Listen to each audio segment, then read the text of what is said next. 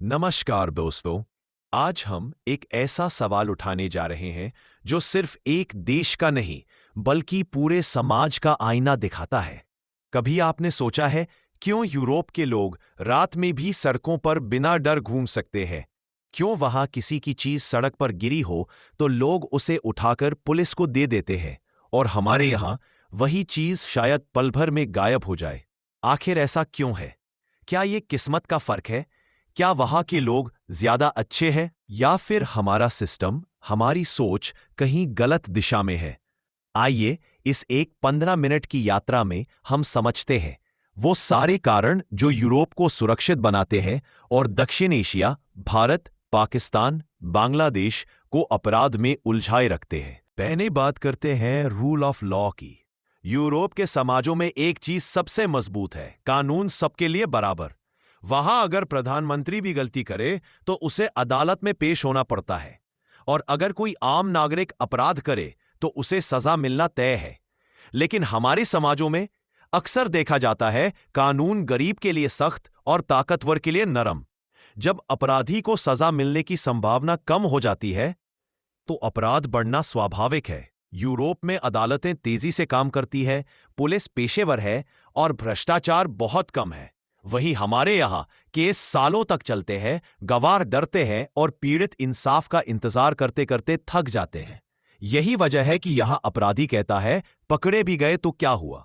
यह फर्क केवल सिस्टम का नहीं, यह फर्क मानसिकता का भी है। अब बात करते हैं आर्थिक असमानता की। यूरोप के देशों में गरीबी बहुत कम है। वहां हर नागरिक को शिक्षा, स्वास्थ्य और बेरोजगारी भत्ता मिलता है, यानी बेसिक जरूरतें सरकार पूरी करती है।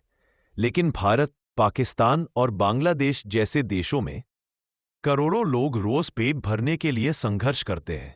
जब कोई व्यक्ति रोजगार या सम्मान से वंचित रह जाता है तो उसके सामने दो रास्ते होते हैं, या तो वो संघर्ष करे या फिर अपराध की राह चुन ले। यही कारण है कि चोरी, ठगी और लूट जैसे अपराध ज्यादा दिखाई देते हैं।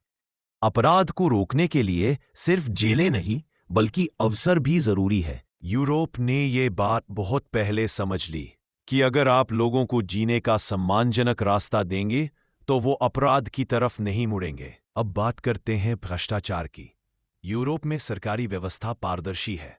फाइलें पैसे से नहीं, नियम से चलती हैं। वहां किसी अधिकारी या मंत्री को गलत काम करते पकड़ा जाए तो जनता खुद जवाब मांगती है।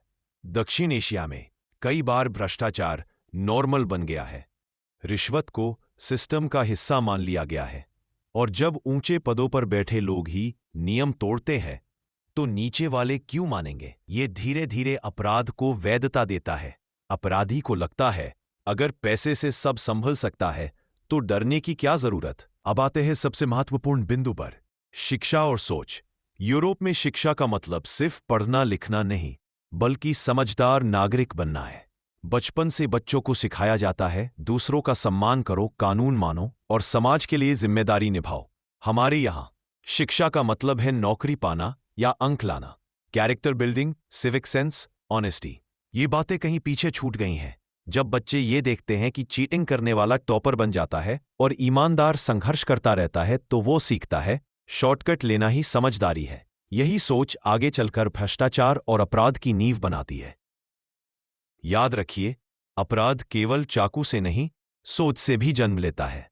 अब सवाल उठता है, क्या यूरोप इसीलिए शांत है क्योंकि वहां नस्लीय विविधता कम है? जवाब है नहीं। यूरोप अब बहुत डाइवर्स हो चुका है। अरब, अफ्रीकी, एशियाई सब रहते हैं वहां। लेकिन वहां कानून सबके लिए समान है और समाज में समान अवसर दिए जाते हैं।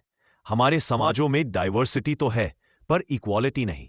जाति, धर्म, वर्ग ये फर्क लोगों को बांटते हैं, और जब कोई वर्ग खुद को पीछे छूटा महसूस करता है तो अपराध उसका विरोध का माध्यम बन जाता है। अब बात करते हैं धर्म की।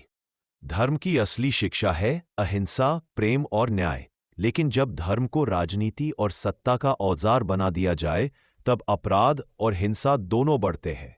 यूरोप ने बहुत पहले समझ लिया धर्म और राज्य को अलग रखना ही शांति की कुंजी है। हमारे यहाँ धर्म अब आस्था नहीं बल्कि पहचान बन चुका है, और जब कोई आपकी पहचान पर हमला करे तो भावनाएं तर्क से ऊपर चली जाती हैं। यही कारण है कि दक्षिण एशिया में धर्म के नाम पर झगड़े, दंगे और हिंसा अब भी जारी है। दोस्तों, अब साफ है कि अपराध का कारण ना तो धर्म है, ना नस्ल और ना संस्कृति। असली कारण है असमानता, अन्याय और सोच का खोखलापन। यूरोप आगे बढ़ा क्योंकि वहां संस्थाएं मजबूत हैं, कानून भरोसेमंद है और नागरिक जिम्मेदार है। हम पीछे इसलिए है क्योंकि हमने जिम्मेदारी की जगह जुगाड़ को महत्व दिया। अगर हम सच में अपराध कम करना चाहते हैं तो शुरुआत करनी होगी सोच, शिक्षा और इंसाफ से। जब हर बच्चा ये समझेगा कि ईमानदारी कमजोरी नहीं, ताकत है, तब अपराध नहीं, समाज बदलेगा। दोस्तों, अगर आपको लगता है कि बदलाव कानून से पहले सोच से शुरू होता है, इस वीडियो को शेयर करें और कमेंट में बताइए आपके हिसाब से हमारे समाज में अपराध का सबसे बड़ा कारण क्या है। मिलते हैं अगले एपिसोड में एक और सोचने पर मजबूर कर देने वाले सवाल के साथ। धन्यवाद।